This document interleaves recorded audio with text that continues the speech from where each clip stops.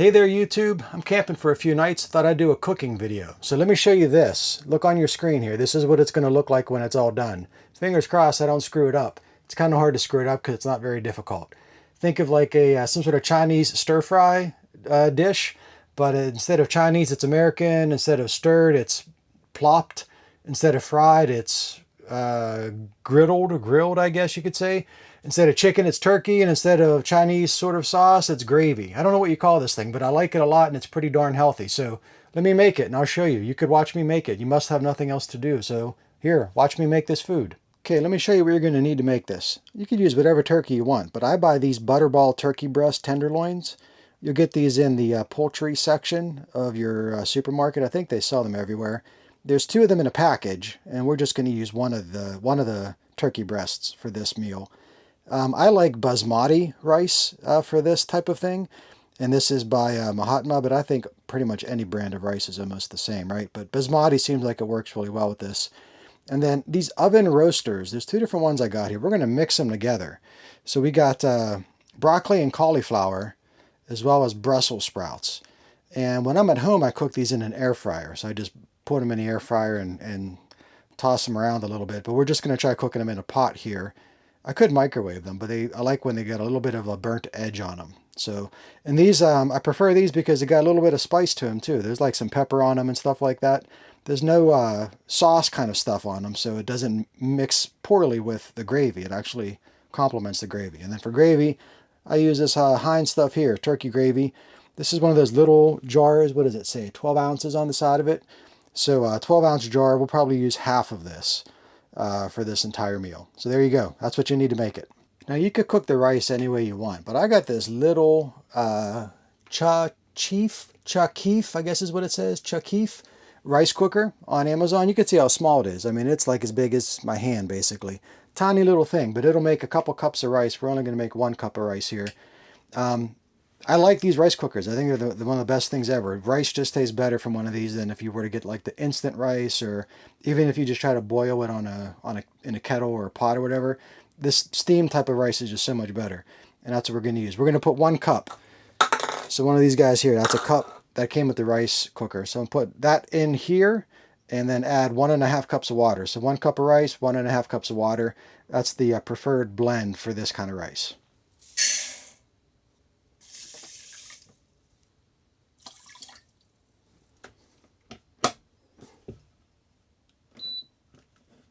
And it's working. This thing takes a long time. It'll be like a half hour before that rice is cooked. I don't know what you people do to keep things from sticking to your pots. I always struggle with that, but I use this stuff here. Great value. It is a great value because it works. Spray some of that. Spray some of that. I don't even know if you need that, but every other time I cook something, I get stuff sticking everywhere. Then it's all burnt and it's a big mess. I'm not much of a culinary guy, but anyways, spray stuff. Someone's sniffing on a turkey. He knows it's right there. Anyways, these things are like vacuum sealed. They last pretty much forever. There's probably all kind of preservatives in here. Actually, I don't think there is. I really think that what I'm cooking right here tonight is one of the most healthy things. The gravy. The gravy is the only thing in this whole stuff that's bad for you. These things are probably pretty good. Anyways, you can see they're all like packed in here, but that's a big old piece of turkey, right? You should wash your hands before you do this, in case you don't normally do that. There you go. There's no sink in the bathroom of this camper. So if you use this toilet in here, you got to make sure you come all the way out here and wash your hands before you start filling with the turkey. Then the vegetables, just put in a pot, mix them together. I cover all this stuff with a lid so it doesn't splatter. You got your bed right over here. So I got a whole oven and a stove and everything right next to all these bed linens and mattress and whatnot. I thought this would be a problem. I thought for sure when I bought this camper that I was going to have some sort of issue with this, but I never have. Whatever they do to make this thing stay warm, it stays warm right here. It doesn't stay warm over here. But it does heat up the whole camper, so in the wintertime I like cooking in here, especially with the oven. We'll get to the oven in a little bit. So I'm going to wait a little bit before I fire this thing up and start cooking that, because like I said, this rice takes a half hour. This boy right here, I think he needs to go out or something. He's acting pretty strange. And plus, I think I got a neighbor showing up here. I booked this place, I don't know, a couple months ago. There was nobody in the whole campground when I booked it. And it's basically empty now, but for whatever reason, somebody decided to take a space literally right next to me after they saw I was already here. Some people, I don't know. Yeah, he hears the neighbor showing up. So let me let him out and go pee a little bit, and then that'll ease his mind, because whenever someone pulls up, he needs to kind of check them out and make sure they're okay. Otherwise, he'll just be a nervous wreck the entire time. So he'll see they're okay, I'll bring him back in, and then we'll get to cooking. So that was not a neighbor, that was actually the ranger. This is one of those state parks where after you get set up, the ranger comes around and makes sure you are who you are, I guess. I don't know. I camped here once before. We're at Old Stone Fort State Park in Manchester, Tennessee. And I stayed here once before, and the ranger did that thing too. They always come around in the dark. I don't know why, but that's what they did last time. There is a tag on the little post next to this site, though, so I know I'm getting a neighbor, because when I pulled in, I saw that it's starting to rain. We came back in just in time. I saw the little tag on the post next to me, so I am going to have a neighbor. Someone did reserve this site next to me, showing up tonight at some point, probably at midnight like they often do. This is not what you tuned in to watch. This is not why you're here. You're here to watch me cook, so let me get back to cooking. I don't know if you could see the steam coming off this thing, but it's starting to smell like a Chinese restaurant in here. So once this thing starts to smell like that, that's when I know it's time to start cooking over here. It's really steaming now. Got steam coming out of here, sizzling coming off of this stuff, and then I got a bunch of rain coming down out there. I don't know if you could hear that rain or not. Maybe you can, maybe you can't. It's a downpour. And then this boy's just waiting to be fed. And then to kind of help this turkey along, I cut a few slits in it. You can see it's pink inside there. Eventually, after I flip it once, I'll cut the same slits on the other side, and that'll be where I cut it into little chunks. It just cooks better this way. And then to keep it juicy, I put a little bit of water, just a tiny little bit. Just like that. That works. That'll help it cook better too. I'm gonna crank this up a little bit. If you've got a camper, you know that these dials are basically arbitrary. You can't hear me, I got this fan on. I'm talking over that fan like an idiot. These things are arbitrary, so I just raise it up a little bit in the middle, and if it starts to burn, then I'll drop it back down to low. That's why that exhaust fan was on anyways, because the smoke alarm kicked off. And then what you do with these vegetables, you pick them up like this, you keep the lid on it, and you do one of these deals here. So maybe this is a little bit of a Chinese style, I don't know. It's kind of like what they would do with a wok or something, right? But other than that Walmart spray stuff, that aerosol thing, there's no other oil in here. Anyways, they're coming along pretty good. And you can kind of see, let me get close here for you. You can kind of see how they get a little bit of burnt around the edges. That's much better that way. I like them like that. Now, I don't do anything with this gravy. I've seen people take gravy out of a jar like this and then put it into a pot and then heat it up on the stove or put it in the microwave. I don't see the point in that. This is already pretty warm, and this food's going to be so darn hot, you're going to want something like this to put on top of it to kind of balance it out. You don't need to cook gravy. It's just more dishes to do. When I'm camping out here and I don't have sewer connections, the least amount of water I could use, the better. After you flip the turkey once or twice and it's pretty good on both sides, I cut those strips like this. You know, I finish off what I did earlier with those 3 slices, and then I just turn them like this so you get to cook them on the pink side, you know what I mean? I guess a normal person would tell you how long to do all this, and they put a thermometer in it. This is hard to do with one hand. But you can see how nice and golden brown they get on the edges. I want all the edges to be nice and brown like that. So after these cook this way for a little bit, then I'll flip them over and do the same thing on the other side. I had to take the battery out of this thing. It would not shut up. Every 5 minutes it was going off. There's no smoke in here. You could look around and see. There's no, well, maybe there's a little bit of smoke over there. You got some steam coming off of this, and it's going this direction. You see the steam coming off of there? I think the steam was setting it off because it's kind of coming up to this, because I got the exhaust fan running up there. I hate smoke detectors, and the thing with this camper, I'm at the door right now. This is how big this whole thing is. It's like 14 foot from one side to the other. If there's a fire in here, I don't need a smoke detector. All it does is annoy everybody else in the campground, and then I'm gonna get someone knocking on my door thinking that I'm on fire or I'm in some kind of danger in here or something. So I just took the battery out. See how nice those are coming out? Look at that, nice and golden brown. I'm gonna put a little bit of water on it because I don't want them to dry out. If they get too dry, then that's no good. Just a smidge of water. Look at that. Yum, yum, yum. Cover them back up. Check out the Brussels sprouts, the broccoli, and the cauliflower. That's looking real good. Nice and brown also.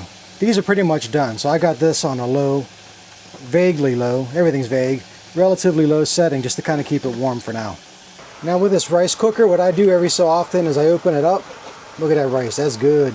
And I just kind of stir it around a little bit. It does a pretty good job of keeping everything equally steamed in here.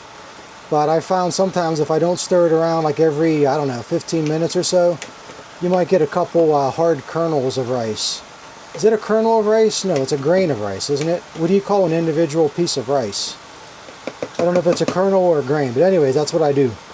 Alright, turkey's pretty much done. So I'm just going to put this on a very low setting and cover it and just let it stay warm for a little bit until the rice finishes up. Same thing with the vegetables. Pretty much everything here is ready to go, just waiting on the rice. Alright, now if this place didn't stink enough already, like a variety of different foods, I'm going to bake some cookies while we're waiting on the rice.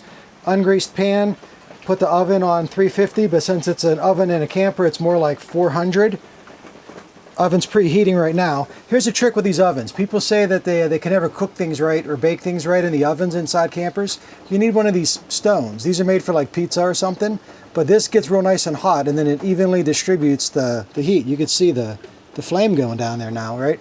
So this will make it nice and even, so your cookies will turn out just perfect. They're just as good in this oven as they are at home. It's just like these other dials, they're all kind of vague. 400 is more like 350. All right, once you get the cookies all laid out nice and even, pretty much equidistant apart, you look at your dog and make him sad because he's not going to get any cookies, but he is going to get some turkey, don't worry. And then this should be preheated by now.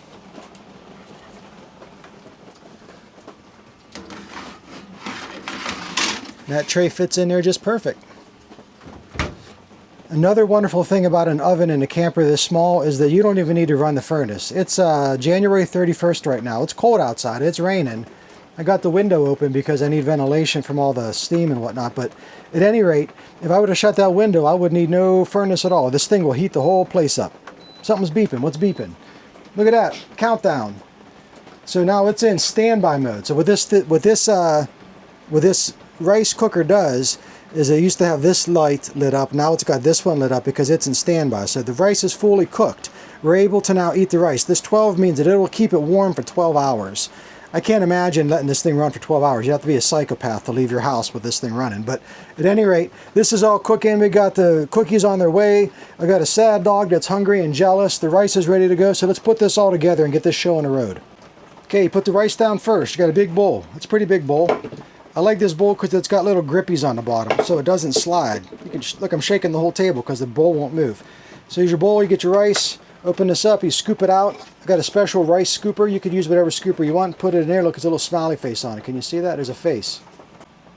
Alright, I got the bed of rice. Look at all the steam coming off this rice. I told you this food's going to be hot. Make sure you unplug this thing. Don't leave this thing plugged in. I read a review on Amazon. Someone had one of these things very similar and their house burned down or something because they forgot to unplug it like an idiot. There's proof. See, it's unplugged. Alright, then you put your vegetables on top. You can't even see the rice. Really, this is more vegetables than a normal person would eat, but I like these kind of vegetables and they're really good. So put your vegetables on top of the rice. Okay, now I got to cut that turkey into little bite-sized chunks. There we go. That's perfect. And then you take the turkey and you put it on top of the vegetables. If I didn't tell you to put the turkey on top of the vegetables, you wouldn't have known what to do with it. You would have thought that you had to take everything out of the bowl and put the turkey on the bottom, put everything on top of the turkey. So it's a good thing I told you, put the turkey on top of the vegetables. Now we put the gravy on top of the turkey, which is on top of the vegetables, which is on top of the rice. Make sure you shake this gravy really good. So I shake it like this while the lid is still on. It's got the little seal there. And then I pop it and the seal opens up and it gives more room. Then I shake it up some more. And then once your gravy's nice and shaken, I use half of this thing. So I'm just going to kind of look at it here and make sure I don't put too much. If you put too much, it'll be nasty. And I make a little spiral like this to kind of evenly distribute it all. A little bit more. And like I said, this gravy is room temperature, so it's going to even out all of this. If I were to heat the gravy up, I think the whole thing would be too hot. There we go. That's about half. See? It's about half. More or less. More or less half. And then it's very important, before you have your first bite, you got to make sure your dog sees the fork, and he sees the fork go in like this, and he realizes that he's not getting the first bite of it. He's going to get some of this. There's no doubt this dog's getting some of this. And he's got his dish there too. He's going to get his regular dog food and this. So Ricky's going to be well taken care of. But you got to make sure that your dog sees you eat it. Because sometimes dogs will think that you're eating poison or something, and you need to make sure that that you don't die from eating whatever you cook, so that way your dog knows it's safe for themselves. See how hot this is? There's really a lot of steam coming off of this. All right, that's it. Bon appetit.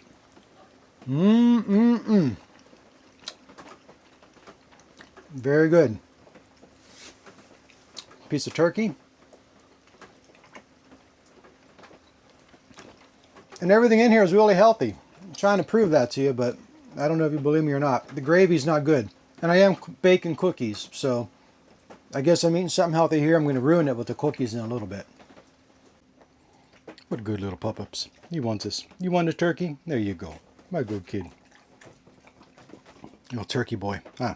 You a jive turkey? You a jive turkey, kid? Yes, you are. Look at the jive turkey. You jive. There you go. What a piggers. He's going to get the lick a lot of this out of the bowl when it's all done, too.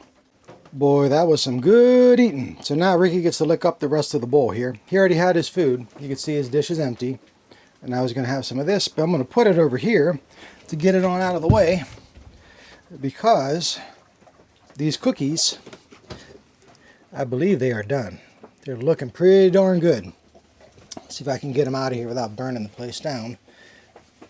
Yeah, a little bit, grab it right on the edge.